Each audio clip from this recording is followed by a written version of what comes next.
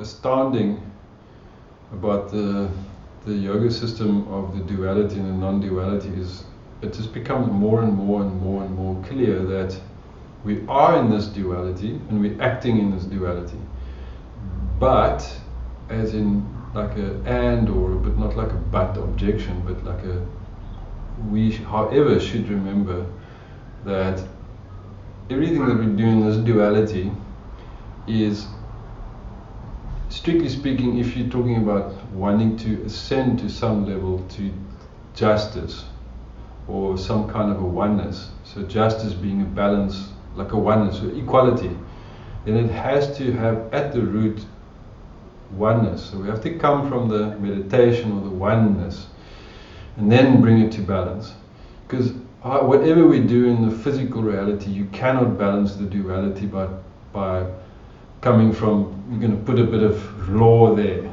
Yes, of course, you're going to put a bit of law there, and you're going to put a bit of moral justice on the other side, and you're going to take a bit there and give a bit here, something like that. But that has to come from the scale of justice, which at the center is this thing.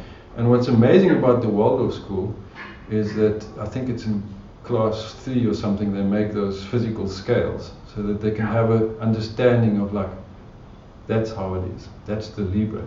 But the Taurus in us wants to be practical, but that's that scale as well. We want to like put something there and put something here, and then we're going to go, no, it's balanced, you know. And if we can't come from that place, then it's almost like, so I have found my activism frustrating over the years. So the more I can come into this kind of spiritual activation, the less I'm frustrated with this. And then somehow this starts to balance better in my personal place. I told you that story about the Egyptian, the sort of Egyptian papyrus drawings of the scales of justice that I sort of use as my kind of guiding totem thing in my sort of holistic law practice. Have we ever had that conversation? Mm-mm. I'll send you a picture at some point, but it's so interesting because in some of the original sort of Egyptian papyrus drawings, the scales of justice have it's a beautiful story which I won't go into now necessarily, but it's got to do with the justice, goddess of justice march on the one hand. It's got to do with weighing your heart against a feather from the goddess of justice, whatever. But on the center spoke of the scales, there are 7 very clear, like circles on these. Oh yeah, the chakras.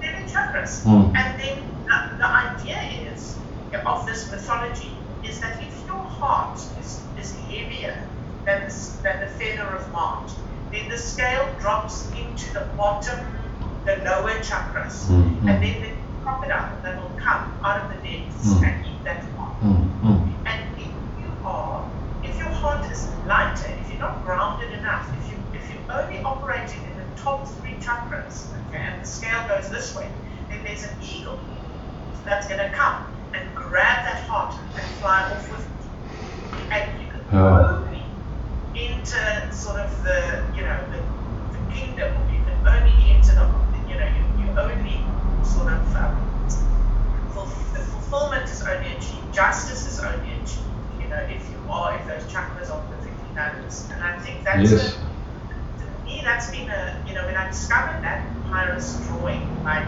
15 years ago or maybe even 20 years ago, for me that was the moment that my spirituality and my legal work and my justice work kind of got integrated, because I understood that what justice is never an external event.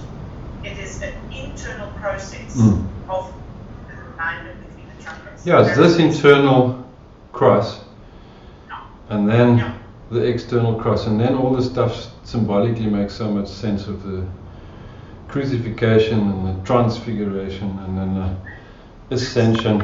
But there needs to be 100% descension. It can't stop here or there. And then you can see why, if you come from here, this is only going to be achieved on paper. And if you're only here, you don't have the clarity of the vision. So that's why that's why for me the yoga system is so powerful. But that's also why we understand that the yoga system is as ancient as time, and it goes before the story of Moses and all of that, and it goes even before that to we know from it goes to Atlantis, and from that it comes from whatever the other place is, the land of Mu. What's that? The Lemurian times.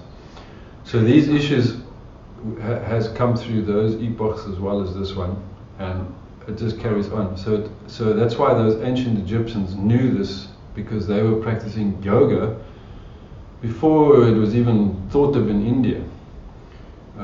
And the soul of Plato lived in Lemurian times as well. So it goes way pre-biblical times. But it's the same story that repeats itself. But the wisdom of that soul is the wisdom of Brahma. So Plato wasn't a mythological person; he was a historical person. But he had a mythological ability, capacity, because he was attuned to Pythagoras. Wasn't only an intellectual; he was also a mystic. And he was trained in these arts. So in our history, they don't say Pythagoras was also a yogi. But he was, and he traveled to Egypt, and he learned these, which we call the mystery school wisdoms, which is that thing that you were talking about, the papyrus. And that wisdom and mystery has been there forever. So I'm saying that we're in trouble as a humanity or as individuals, which we are, unless we tune into this ancient, solid concept of scale of justice, the whole device, in other words. So that's why this whole thing is the device. So that's why this is the phoenix that has to rise.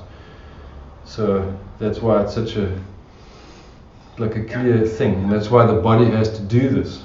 That's why we have yoga and Tai Chi and anthroposophy and so on. And it's actually just amazing. So, and it's very simple. It's very simple, but for some reason we have to really go like this to get to this simple place. It's a purification process. And then of course we have to implement it. You're now going to go do something practical, and I've got to go do something practical. I'm going to go have a cup of coffee. That's what I'm going to do. Punch it. Coffee and then punch the clock.